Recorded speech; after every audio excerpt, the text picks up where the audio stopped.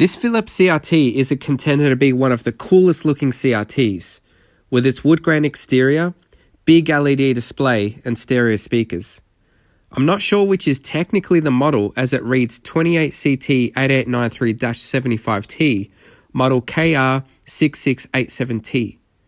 It supports PAL composite video as well as 50 and 60Hz RGB via a single SCART connection. This handy button at the back auto switches into RGB provided your SCART cable is wired correctly on the fast blanking pins, and the chassis and tube can be repurposed for a big arcade cab. Australia got the short end of the stick when it comes to consumer CRTs because SCART sets were uncommon but still not a standard connection here, yet we adopted the PAL video standard, so our games were mostly unoptimized and ran about 17% slower than NTSC 60Hz. Take a listen.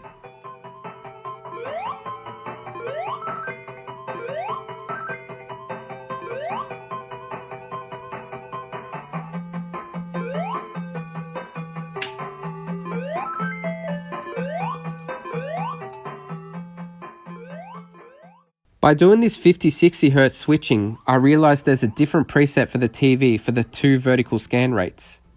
You can adjust the color saturation, contrast and brightness with these front panel buttons. I find that 60Hz is a little on the warmer side by default, and this is fixed by reducing the saturation. There's something that's just kind of warm and nostalgic to me about a shadow mask tube, with its offset triad pattern that gives the image a fuller look. Seeing consumer TVs were designed for 480i, the resulting interlay signal gives a softer but less jarring image compared to an aperture grille, just how I remember watching TV. Compared to a BVM20F1, which has arbitrarily double the TV lines, you can kind of see what I mean. Taking the back off only requires something flat to release the plastic tabs. The tube itself is a Philips EAK68, made in Singapore, and it has a fairly light tint, so blacks appear a little on the grey side. There's a set of front-facing stereo speakers that are made in Belgium. I'm pretty impressed overall with the build quality and the modular boards that would make it easier to service. Here is the 1.2 volt nickel cadmium battery which is depleted. Otherwise the TV would remember all the front panel and remote control adjustments each power cycle. Thankfully this battery hasn't leaked onto the board and traces remain intact. This is a 2B Philips chassis, and I've read that they can be unreliable, but I'm not sure if that's partly because of the battery that can leak and destroy the board. I can report anecdotally though that my set is running fine. There's small holes to adjust the internal pots for horizontal and vertical size and position, and this set was in need of a calibration, and I'd always rather overscan than underscan so that it fills the entire viewable area.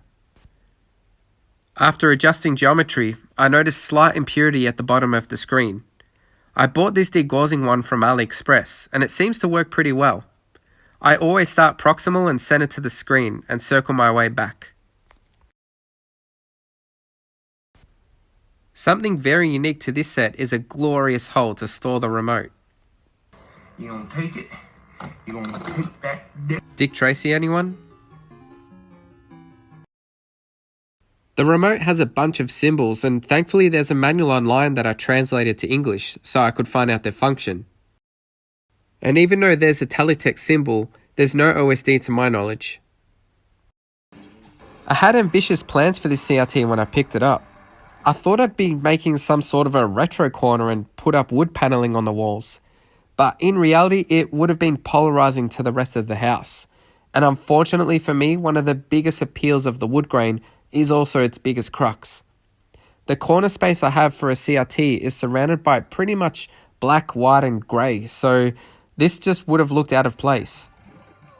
I'm still overall impressed with the image that this Philips set displays in RGB, and it's such a good size and I hope it sees many more hours of phosphor goodness.